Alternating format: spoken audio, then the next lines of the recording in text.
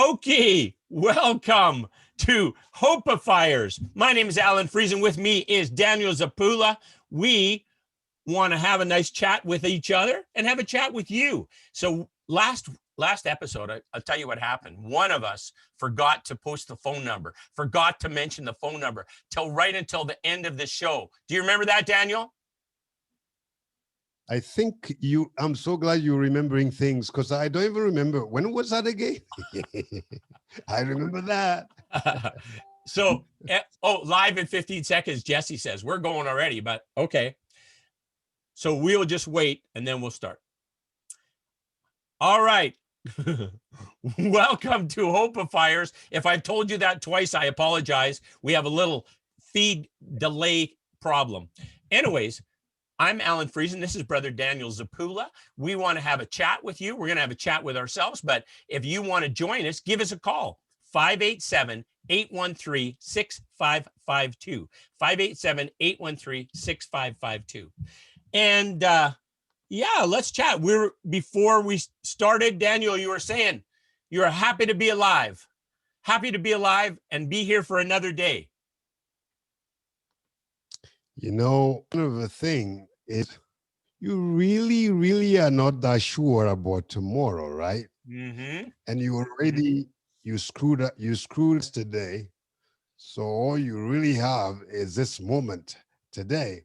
And so this moment is quite unique and special. And there are a lot of things that are occurring in this moment. And those include your presence here, and your presence matters. And so we respect your presence. Your feet are firmly on the ground. So this is part of the moment. And we have silent partners that facilitating this show and it work smoothly so that we can avoid frustration. Especially silent frustration, right, Daniel? Silent frustration. Right. That's a Daniel Zapula special. That one. Yes, there is frustration, and there is silent frustration. Nobody have ever asked me about that silent frustration. What it really means. It is really deep stuff, but it's important for people. Somebody one day will ask me, but it's important for people to embrace the moment that it is. And that is, we have a listener, Jesse, we have you, and we have witnesses all around. Most thing about life is to know that you are never to live your life alone. We are called to live our life observed and witnessed by somebody else. And there is power in your being. There is even greater power to being aware of what is in your neighborhood, in your environment, to observe others and to be observed. Because there's something quite powerful about that. And so, anyways, I am happy to join you for this conversation and to take it whatever direction this week. But I say thank you, listeners, and those who choose to join us this evening. Yes. Yeah, we're looking forward to having a chat with you. And I'm with you 100% there, Daniel. This moment right now, I don't need anything. I'm not hungry. I'm not thirsty. I'm not tired. I'm not sleepy. And just being here with you, having a conversation, feel the breath coming into my lungs and leaving my lungs and seeing what I can see with my eyes and feeling the air temperature around me. Just being here in this moment is a pretty beautiful thing. And this moment is miraculous if you really want to. Let me tell you one thing that is happening right now that nobody sees. Your heart is pumping. Your lungs are inflating, exflating there, quite a lot of things. And your body, there's so much intelligence in the moment. There's physical intelligence, mental intelligence, there is emotional intelligence, there's spiritual intelligence, and the logical intelligence that are happening inside of us. And the universe and the world, we say the earth still rotating and so on and on. Every moment is really miraculous. And we got a beautiful moment. So I believe one of the things that we have been sharing these past few weeks about Hopeifier is about living a healthy life. And a healthy life begins with embracing the fact that you are dating a dated self, that you of self, that you are in time and in space, and that embracing that is quite important. And once we embrace that, we can live and respond adequately to the moment, and that is live faithfully. Because if you do not respond adequately to the environment, to the moment, is that a moment like this you can crying when in reality you should be rejoicing. And many people are sad, they are having a healthy experience in life, and whatever moment it is in their lives, really they're not embracing this reality that I'm just sharing about.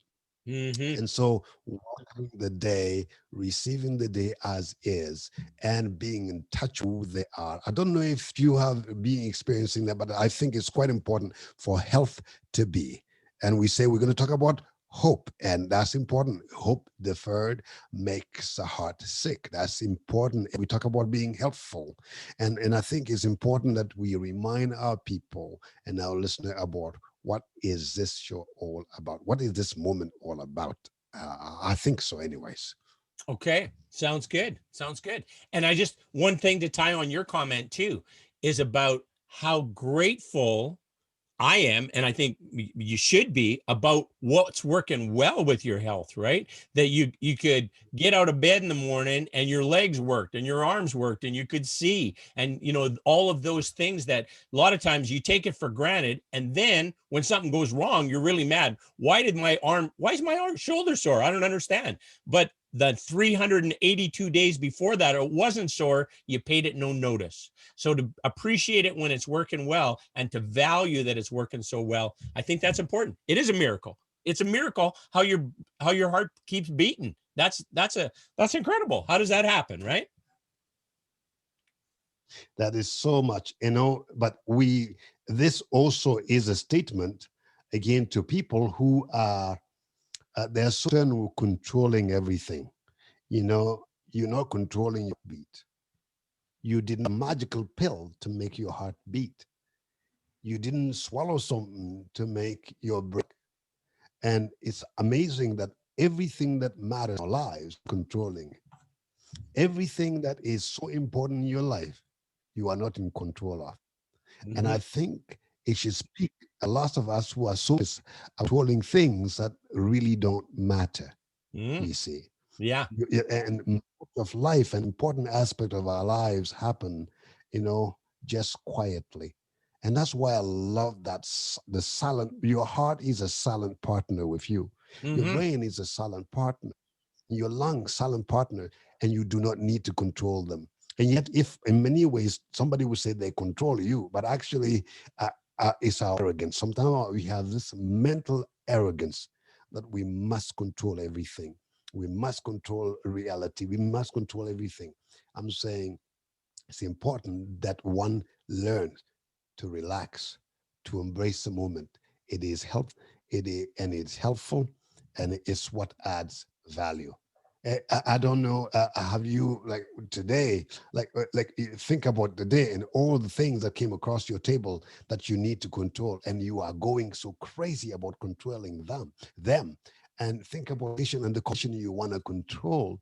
Think about the thing that come across your way. It's the winds around that, yeah, actually you don't need to.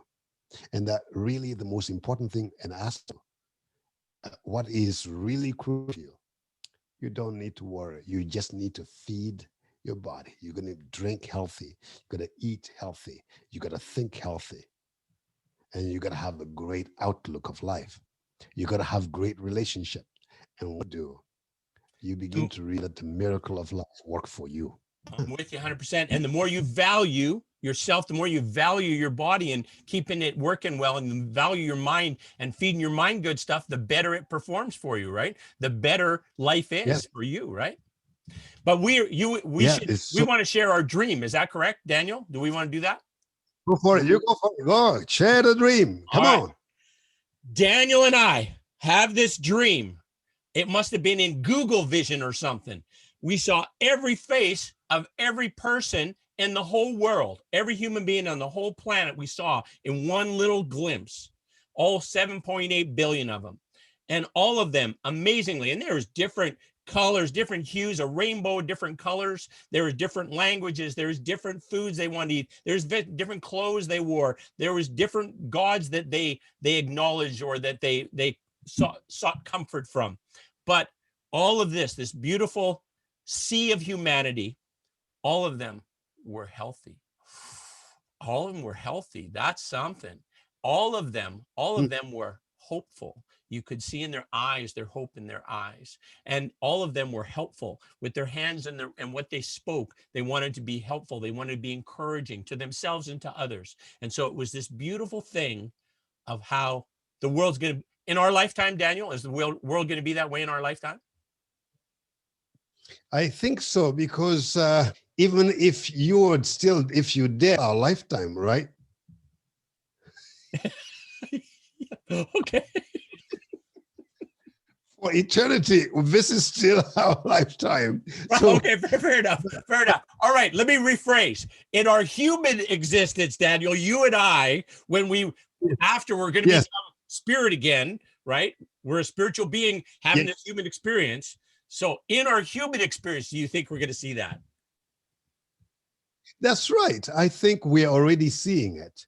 And I think sometimes we are seeing a lot of things, but we really don't know what we are looking at. We are looking, but we're not seeing.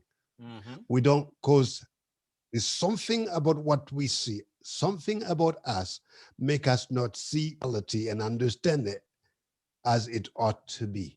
And something, and we are already hearing, but there's somewhat our ears that really keep us from hearing deeply. And we are already feeling it. But there's something about our feeling that really limits us from being able to appropriate and to embrace all the full breadth of reality that is manifesting. But imagine though, if we could live in hope, if our heart can be full of hope, and if we can live in faith and believing in each other, and believing in that there's purpose in our being here, that there's purpose in our lives, there's a destiny in us. If we can believe a little bit more and trust a little bit more. And not only that, if we can actually lend a hand, a helping hand, and show more compassion, more love, reach out, embrace more, what would happen to our life? What would happen to the quality of our life and our existence here? I think something profound will change. And I say that also saying we are already seeing it, because really faith, hope, and helpfulness always happen in the now, because there is no future, actually. There is past, actually. There is only this moment. So we are materializing our hope. We are materializing our faith. We are materializing our helpfulness. Today, how did you get to serve others? How did you get served?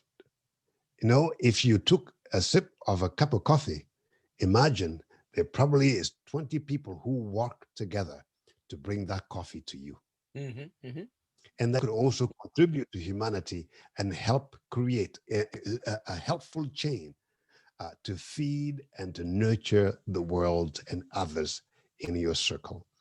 From the guy who cultivated the tea to the guy who put it together, the farmers, the folks who dried it, I don't know, who packaged it, probably hundreds of people. And the water, the people work so that from the mountains, I don't know what they do to the water, we can drink it. The whole world is serving you. If you can offer your presence in such a way that you could also be helpful, be of added value to somebody, then you have done your fair share. You are not in this world without serving anything. It's quite stupid to exist in the world just for self. And I know some pretty much, I suppose most of our listeners will really embrace that, and they believe that reality that we are here to be helpful to Hmm. somebody, because your mom and dad, they were helpful to you. You are here because somebody helped you. We are all standing on the shoulders of our brothers and sisters, and mom and dad, grandparents and great grandparents, soldiers who fought for our liberties, and people who volunteer all without pay, and folks who gave their life for us. So truly, this is the act of being. So when we talk about hope, faith, and helpfulness, it's not a future thing, it's not a past thing. It's about activating who we truly are, because human beings, when they truly are, they are hopeful, they are faithful, they are full of help. There is an added value. I don't know if you want to add something to this, or if it's making sense. At Oh, least you think it's making sense to our listeners. Daniel, I'm with you 100%. You're Yes. preaching to the choir, my friend. Yeah. So I just wanted to kind of Yes. I add on to that. When you talk about, that 20 hands or 100 hands got this coffee into my cup, right? It's kind of also expresses how each of us, the role each of us plays is important, because it's a being of value. Maybe you don't know who, but there's somebody that you're being of value to. There's somebody you're making a difference in your life, whatever job you do, like whatever job is your calling, or whatever job you're involved in, that has a value to somebody downstream from you, right? That depends on you and what you do for them to be do live their life the way they want to live. Would you agree? So important that the thing that we are here to serve, and it is in our serving that we really prove our presence, and in our added value, lending a hand. That or it manifests in many ways. I don't believe it's a good thing to not work. You are able to, even whatever it is, like, it's not good to be oisivity. It kills. Many of us, we are unwell because we're not volunteering who we are. We're not contributing something. And whenever human beings are not contributing, they're not truly living as they ought to, by not ought to by law, but ought to by design, because we are people who are here to serve a cause. And this, it's like they say, when you discover your calling, it's like it's just about serving. It's about when you bring your gladness to meet the world's need. That's the point of contribution. So like, and you do it joyfully. And I mean, uh, uh, uh, whatever it is, even if I can hand a pen to somebody, I was helpful. No Mhm. matter how difficult it is, just find it in yourself to do something that helps somebody else. When you do, you give your joy. So every day you wake up, joy is in you, joy is locked up in somebody else. When you actually serve somebody, when you go back to work, even though you don't like it, when like day in, you gotta wake up and go and work. And I'm just amazed at people who shovel the snow for us, or like all year long, like during the winter. It's unbelievable. They wake up daily and they come early before sun comes up, and they shovel and drive. Isn't that something? And I bet they do it joyfully. If you're not doing it joyfully, you better stop doing it joyfully. Because when you don't do it joyfully, you steal from self, you shrink, you do not add value. Sure. And it's quite in many ways, as my experience is concerned. That same activity you were talking about, shoveling the walks, that same activity, if you do it joyful, it's a pleasant experience, right? It's you do it with a smile on your face and redness in your cheeks, and a song in your heart, kind of a thing. And if you do it, it's the same activity, but if you do it and you're not happy about it, you don't think about who you're serving. It's a task. It's arduous. It's difficult, right? It's painful, but it's all it is, that difference in terms of, I'm here to make this difference, and I'm going to enjoy making this difference in this person's life, right? It is so important. And even if it fall on your lot, and all that you can do is to make a song or make a melody and to just sing. Think it transforms the environment. It makes old and the more. It alleviates the burden of a moment. It alleviates whatever anxiety is known. It alleviates. It transforms the atmosphere. And I believe by a song you can change a world. And that's what music. Like whatever you do, like you can begin by doing this. Mm, mm, mm, mm, mm. Yeah, just begin humming something. Hmm. And Hmm. I speaking about that, it's always in humming for people who have been people who are going through slavery, folks who have been through a loss of touch. Sometimes they can do and sing except the melody. Mm, mm, mm,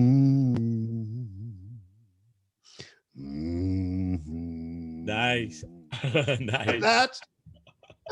Good, good. No, I'm with you No, 100%. I've talked to you before about Dr. Bruce Perry. Dr. Bruce Perry's that guy from the book. There's the boy who was raised as a dog, and so these kids that have had these terrible, terrible abusive lives, and he helps them to recover, to get their brain working properly, to restore what happened in the neurosequential growth of that child's brain.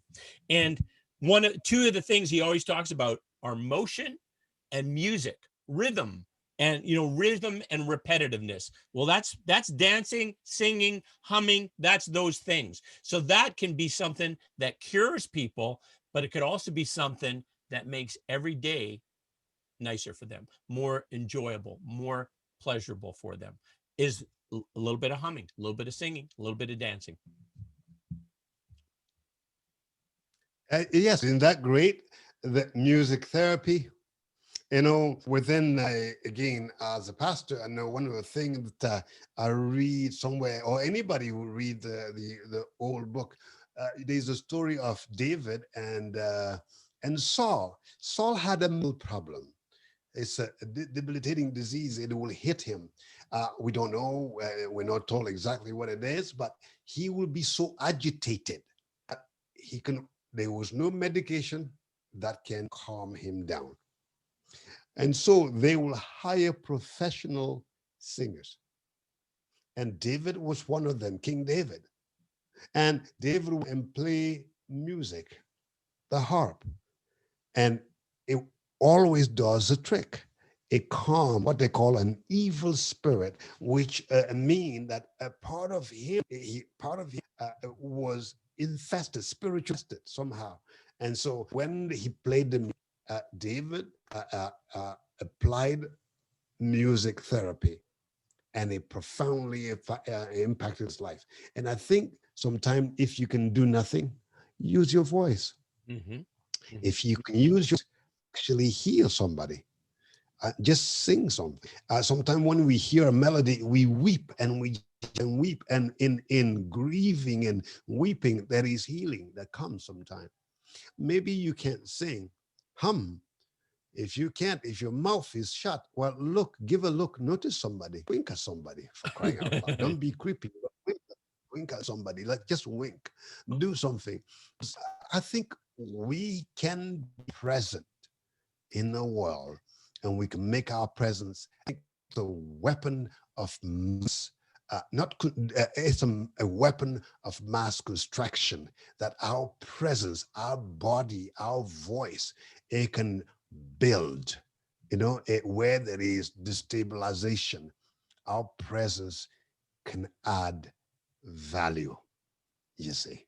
Daniel, I don't so know if it is anybody else who believe or when it calls, maybe they can relate or they treat something, but I think it's quite important to be present and to volunteer our presence, our voice, our hands, our mouths, our ears, whatever it is, such that has added value, you see. Because beautiful. I think there's something powerful about that. Back to Saul's condition. Saul's condition that he had, do you think today that would be just depression? It could be depression. It could be like there's quite a lot of thing, but part of him could not associate with part of himself. It's like something was disjointed, and in many ways, I actually think Saul is the metaphor. All is like we can is our whole world fit of Saul. The world is like Saul. Mhm. The whole world is Saul. It is discontent. It's uneasy. Our economy is uneasy. And I think our politics is the same thing. Our marriages are like that. And we need a little bit thing and that music words. It can be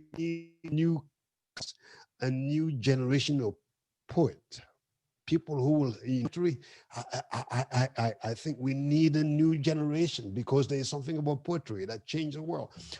Potters, like we need a new generation of volunteers that yes, missionaries reach out elsewhere and generation this because our whole world is like a saw. It's self-destruct. It is depressed. It's overwhelmed with something that is way deeper than anybody can explain. And interesting that the solution to the soul problem is nowhere else but in the community. Mm-hmm. And so the solution to our world problem, the solution to your personal, to your marriage, to our relationship, to our political problem is in community, in us engaging together Mm-hmm. to offer cure to the world. And the cure is in us, human being, heal human being by using whatever resources is available in that sense. Yeah. Healing is applied. And that's why in my profession, one of the things we do, we lay our hand on somebody's head. There is a kind there that to say that I see you, who isn't. You know, I don't know if you want the Avatar. One of the key things I love, one of my favorite scenes is like many scenes, but I love the part that when it was these two actors and like, I hear you hear when the people connect, you hear this, I see you. And I think it's so cool for us to notice each other, to Mm-hmm. see. Mm-hmm. And And notice, when you see, go ahead. go ahead. No, you go No, ahead. I just was going to say it's the other part of that is that we see each other and our differences dissolve and our sameness is what we focus on, right? That we like all of our superficial differences don't matter, but all of the commonality that we share, the humanity we share, is the most important part for us to enjoy together. And I think in this process, help each person to find their true voice. What is their voice? What is their calling? Why are they on this earth, right? You say people come here because they have a special purpose. Well, maybe the rest of us are supposed to be helping each other to find out what that special purpose is. So important. You see, uh, if you think everything is in many ways like a chemical reaction, it's like you need energy, right? You need a sparkle. I think for many people, for change to really occur, we need to see them. I noticed one thing that again, I'm borrowing from just from my profession. One of the things I noticed by reading scripture, I find that Jesus, as we talk about his work on earth. One of the things that he always does, they would say Jesus. So they will be maybe they're walking by and he will see on the street. He will see somebody who's demonized, somebody who's crippled, somebody who's in need, and said that Jesus, comma, full of compassion, reached out. See a leper. So when he sees out of what he saw, passion was generated in the heart. Observing, compassion in the heart, and he reached out and to serve. Mm-hmm. You can't really be helpful unless you notice.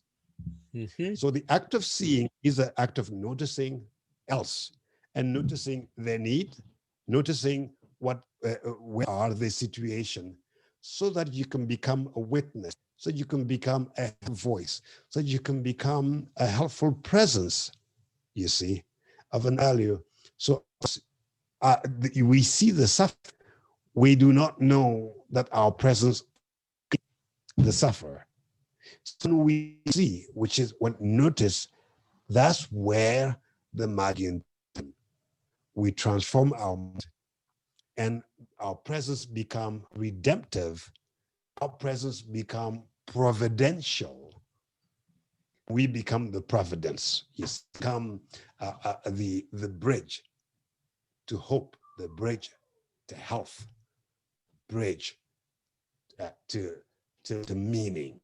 I don't know if I'm making or if I'm just talking over the head of somebody, but I'm trying to just explain how important it is for us to take a moment to notice. Because when you notice, then you see the homeless, you notice how they are. Unless you notice well, you will impose your help, and your helping will hurt the world. It's important that you see, and that you see clearly. It's important that you see enough. And the only way to do that is to seek to understand. They say theology is faith seeking understanding. For example, I don't understand the whole thing about virgin birth. Do you? No, Nope. I don't. Do you? I don't know. Like, it's like faith seeking understanding. And I think that's what we seek to understand each other. When we come with the attitude, coming here to understand, I'm not here to impose my meaning to somebody. I'm here to understand the meaning as yet. And out of that understanding, we co-labor together, and we become commissioner. We commission to change our world.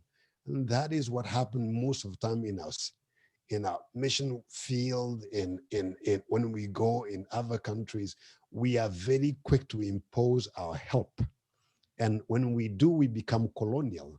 We become imposters, and then we're being hunted down because we never lived close enough to people to understand them, to hear them.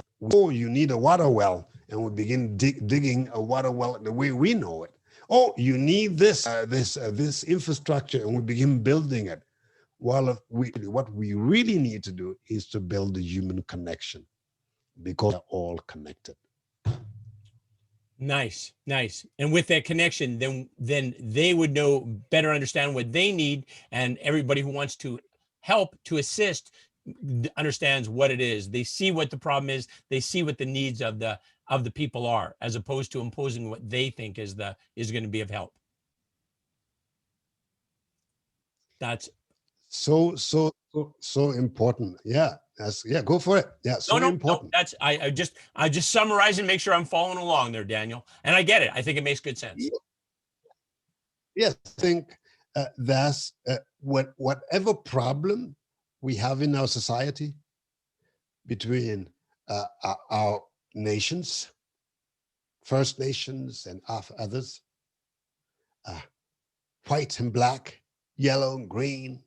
It don't matter, up and down it is. Our problem really begin to manage when we believe we got the answer. We're going to pose it on others. Mm-hmm. Mm-hmm. Yeah. Our helping hurts. Our press actually erodes. Yeah. It does not add. So this is quite important for health. Yes. It's not the biggest burden is not to just come and impose your help. The biggest burden is to understand. Be there close enough to understand. Because otherwise, imagine this, with your wife or your girlfriend, your partner, you need to walk together a little bit before, like, here's what they really, really need, what they really like, what they value is you have just become a voice, you are noise, you are unhealthy, you are unhelpful, and you do not build, you are tearing away. Hmm. And for community, and the kind of community I'm talking about, qualitative community, we need to put emphasis on that. And that means also at work as well as in our communities, our churches, in coupleship. I think sometimes communicate, we think it's just about gabbling, gabbling. Actually, much of communication is about seeking to understand where your spouse comes from. Mm.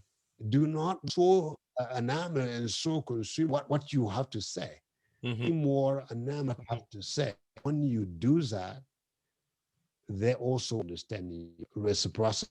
And for me, if I seek to understand and I invest my time on it, like 80% seeking to understand, and then only 20% in doing, doing out of that understanding, I think we will make this world a hopeful place, a Hmm. more helpful milieu.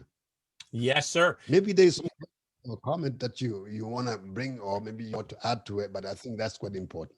Well, I just wanted to add to that. Yes, this you're saying about, not understanding the needs and imposing what you think is right in the most positive sense possible. If you think of my ancestors 150 years ago with our First Nations people here, maybe they thought this was what was best for the First Nations people. Maybe. I'm not so sure that was the case, but let's give them the benefit of the doubt. But in doing so, they destroyed a perfectly good culture, or tried to destroy a perfectly good culture. They haven't destroyed it, but they certainly have caused a lot of damage along the way to our First Nation brothers and sisters for 6 generations of trying to destroy their culture. So same thing, applying what And not maybe only was that, right. they destroy themselves. Pardon me? And not only that, I think they destroy themselves as well. Yes. Because when you destroy one, destroy also. When you erode somebody, you erode the quality of your own being in the world. And Yes. that is why we are connected. In truth, there is no Jew, there's no Gentile, there's no male, there's no female, there's no first nation or second nation or third nation. We are all one human being. And so when one of us hurt, everybody hurts. And quite important as we see in that community as of brotherhood, our presence really tentacular, spectacular. It adds value. It's transformative. See, and I think that's what is intriguing to see. When in the bush, you see pygmies, how they live. It's intriguing. It's not about hunting these people, these bush people, and trying to examine them as if they were like as in a scientific or laboratory experiment. But this is, you get to experiment life. You got to experience life, share it together, and you get to seek to understand. And then you realize, wow, it's in seeking to understand that we are understood. It's in seeking to give that we also are given. And I think, That's a beautiful thing. What a great relationship, right? What a great way for the world to work. yes, and I think that's really the whole true story. And when we do that, the love flows deeply. We become what we were meant to be. Hmm. And and when we are that way, we do not litter. We do not pollute our environment. We do not uh, live carelessly. We do not waste. You know, Right. Because we our actually, actions are impacting others and we're looking out for their welfare. So we're making decisions that are going to be beneficial for them, or at least not harmful to them, right? Like with litter, with waste, with, those kind of things. But one other thing I was going to yeah, throw in here. Are you familiar with 23andMe? You know that about the whole track your genealogy with, you send them a little spit test and then they figure your DNA and where you came from and all that stuff. yeah. Okay. Tell me more. Okay, well, you spit in a bottle, you send it away, they send you back a report, tells you where, your ancestry's from and who you're connected to versus your DNA. So you just made the statement about us all being connected.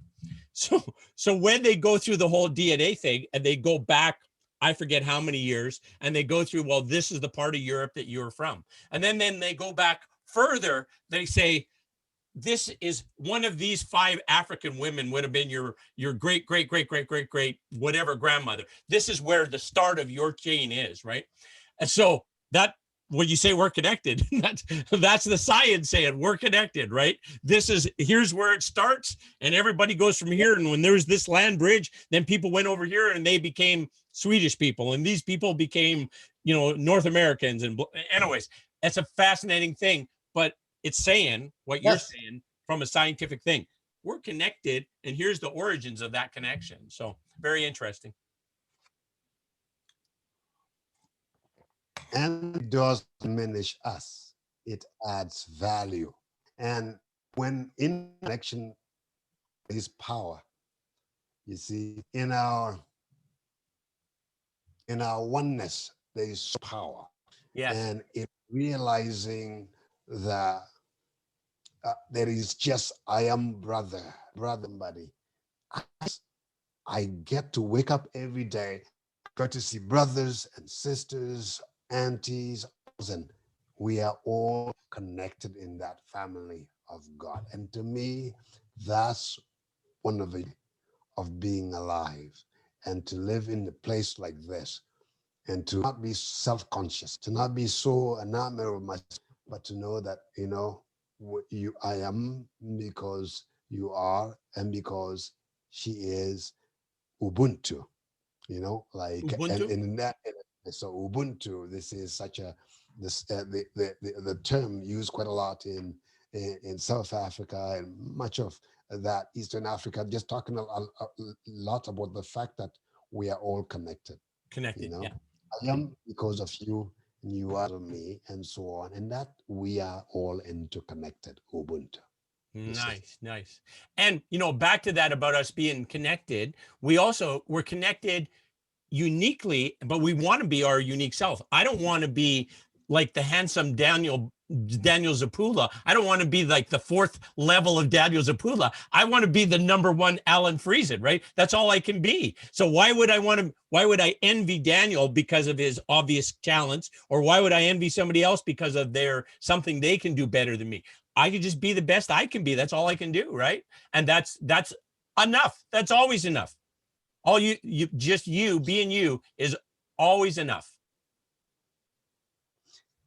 And if I can be a microphone, be an amplifier.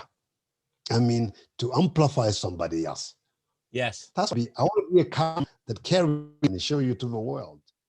I want to be a portal that really show and reveal others. I want to be a gateway to of opportunity. I want to be a network, a connection to others. I want to connect people to people, possibilities. I think when we live like that, we are a path to discovery, and discovery that is greater than the sum total of each one of us, you see. And that is the mystery, because the more we understand that, the more focused we are on this, people, the our value. I marvel at the beauty that there is in being here and now. Not yesterday, it's gone.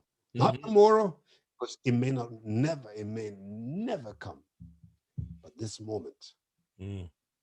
You pray, I know, Daniel, but do you also meditate as well? So tell me meditation. What do you mean by meditation? Well, meditation for me is basically where I just try and focus on being in this moment. And usually it's just enjoying my breath, just feeling my inhalation as pleasurable, as deep as it is pleasurable, and then and as quiet as I can make it, and then exhale as thoroughly as is pleasurable, and just focusing on your breath and feeling it move in and out of your body, and that experience. And every once in a while, when I get it perfect, I'm aware of my heart beating. I can hear my heart beating. Like it's not that happens too often, but that's a beautiful thing when you get that quiet that you can actually hear your heartbeat. So for me, maybe everybody else can do it easy, but for me, it's just like when I'm right, very, very calm.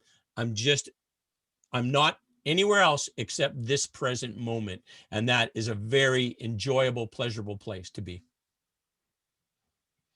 So by that you mean a sort of mental quietness, physical stillness, spiritual alertness, Nicely said. right? Yeah. That's what you mean by. Yes, exactly. So in a sense, yes, and I think they different, certainly different ways of, and where I come from, prayer, ruminating the word is like keeping your mind focused on for me on Christ, and that's good.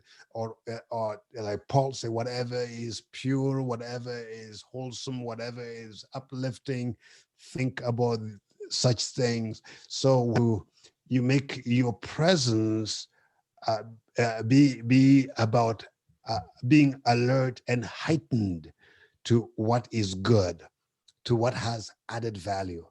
And I think there's something powerful. And daily, obviously, for me, like me, maybe quite early in the morning when I wake up, and that's quite important. And as I look and behold the day, and I receive the day as is with gratefulness. And then I command, I summon my problems, my challenges, and my schedule before me. And I realize, and I look at that schedule and I say, this schedule does not define me. It will not make me a better person. There's something greater than that schedule. Mm-hmm. I'm already a great person that is actually in the schedule. I think there is meaning and there is a divine, there's something quite behind it. So for me, it's grateful to know that they may be my last, Mm-hmm. but my presence is going to have a lasting impact. Mm-hmm. And for me, it's just being able to embrace and to really think. I know a friend, for me, it's lays down, just up and just lay in the bed. That's how he really thinks. He can really, but just like any computer, it's like a wire. We got to actually integrate a little bit. And certainly for me, the act of meditation or the act of reflection is about bringing us back to the moment that it is, not live in the past or in the future, because it's escaping. Because are you escaping? So, but being in the moment. That's what I really, really think there is something quite helpful. Because when you live in the past, go for it. Right. And the universal intelligence, power, beauty, love, the universal, whatever that force is, that's where you connect to it. Whatever your spiritual belief is, that's when you connect in it, is in this moment, right? In this moment, when you can be quiet, you can make that connection. Do you think that's true? Yeah, that's so important. And I think one of the thing is just be deliberate about uh, our experiences. Like for me, it's like for you, you just talk about how you meditate, all those stuff. For me, I pray and I connect with God, but and I don't try to be politically correct or religiously correct. It's just this is my experience, and Oh, somebody agreed. call an alpha or a beta it is. But sometime in our society, part of our ill is that we no longer are able to speak frankly to each other of Mm, our own experience. We I'm scared somebody's gonna be offended. right. Well, Yeah, you're not it's true. easily offended then, like, but it's just learn to welcome brother neighbor, and that's what I mean. Suffer another person, just witness, seek to understand. And a lot of people have don't believe in God at all, which I think is anybody can make anybody else believe in God at all. No, I don't.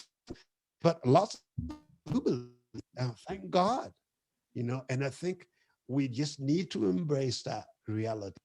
And so understand each other. Because when we do, in that moment, there is connection and there is revelation that is greater than all of us Mhm. together. Mm. And that is what I really, really have found most helpful. So I don't take it as a burden in my life to convert anybody, because that's not, Bible says it's not my job anyways. Sure. I am to embody a life, to be a testimony, to be an example wherever I go, and by word, by indeed, by what I do, by what I intentionally don't do. You know, Yeah. So and that's how I live. It's how you do your life too. It's like you honest, you transparent, and you show up as you. When you sing, I see the how no, fill up your chest with air, and I say, "Wow, Alan, come on now!" Like it's like you are present. It's provocative. It's like you're so present that somebody is embarrassed. That's what I want you to be. I want to be in such a way I provoke my kids. Say, Dad, I want to be. I love embarrassing my kids or my wife by just being authentically me. So really refreshing to be. Yeah. well, Daniel, you are an inspiration to me. You are of somebody who knows about peace and beauty and love and truth and understanding. Thank you. I appreciate chat. Brother. Yeah. Thank you. So are you. Just want to thank you for this moment and just be able to share. Uh, it's not like we said about a show, it's about anything. It's about let's have a conversation. If somebody join and in the conversation, good. We will not be banged out of shape. If nobody, we won't be banged out of shape. Our job is to have a conversation when we do, and then to just have life. That's why I'm relaxed. I'm not trying to suit in jacket and all those stuff, but just to be present and to show up. Well, I learned And we something. know who knows what. I learn something every time we talk, my friend. So I've enjoyed it. If anybody else wants to be part of it, they can call us 587-813, not tonight anymore, 587-813-6552, or send an email 3hhumans@gmail.com, 3hhumans@gmail.com. And we'll have a chat with you if you're interested. Daniel, you got a glass of wine waiting for you, right, my friend? Yes. All right. Indeed. Yes. And I'm good. Yeah, go. That I will leave you to your wine, and next week, same time, we'll have a chat again. Thank you very, very much to you. Thank you, sir. Talk to you.